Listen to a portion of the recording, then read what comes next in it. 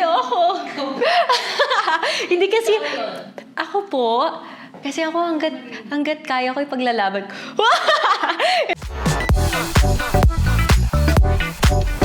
Actually, itong second single ko po is very different dun sa nirelease ko last year, which is Could Get Used to You. Kasi yung Could Get Used to You, sobrang pina-in-love tayo nun eh. Pina-in-love tayo, and yung song is about love, comfort love in general. And itong Let Me Down Easy, mapapakuha po tayo ng tissue at makakapag-relapse tayo. Very, very, makakapag-senti tayo dito sa song na to. Kasi it's about, parang may story behind that song. Kasi kinausap ko si Miss Rox Fabian, which is yung writer. May story behind that song. It's about a couple na magbe-break na sila. Kumbaga nanlalamig na ang pag-ibig nila sa isa't isa. And then they're asking for one last moment para maging normal or maging sweet sila sa isa't isa. And then eventually magbe-break na rin sila. So feeling ko madaming makaka-relate na kapuso natin dyan. Lalo na mga kapuso natin magse-celebrate ng Valentine's mag-isa. Ayoko! Hindi kasi, ako po, kasi ako hanggat kaya ko ipaglalaban ko. Hindi, ganun. May ganun. Pengi pong tissue.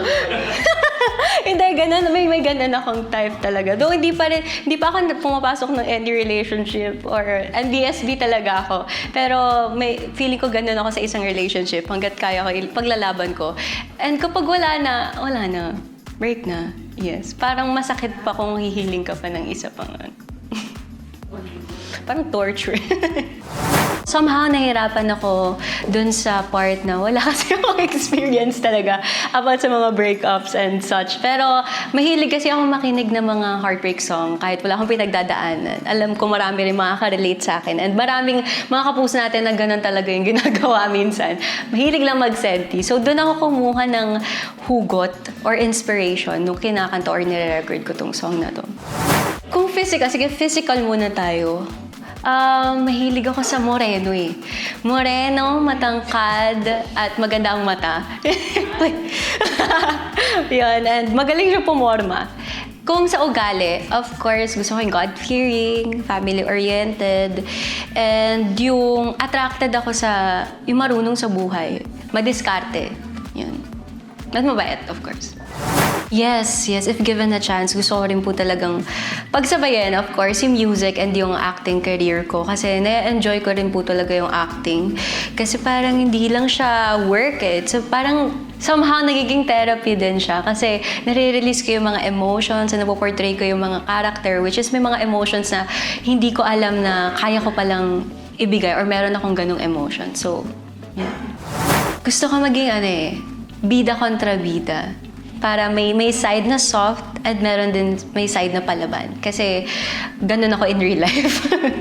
Softy na medyo pag inaway nyo, rar.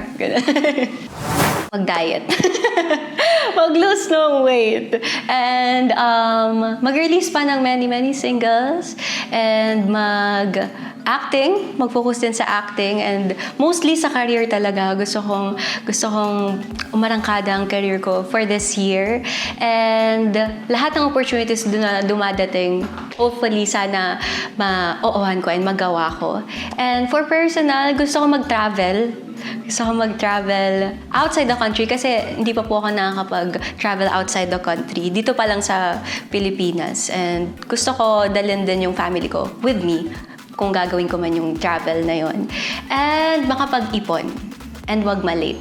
Thank you so much everyone for watching, and please don't forget to stream my newest single entitled Let Me Down Easy out on Feb 28 guys. So sana ma-stream nyo sa lahat ng mga mag-Valentine sa mag-isa. Kasama niyo po ako. I-stream niyo po ang Let Me Down Easy. Thank you so much!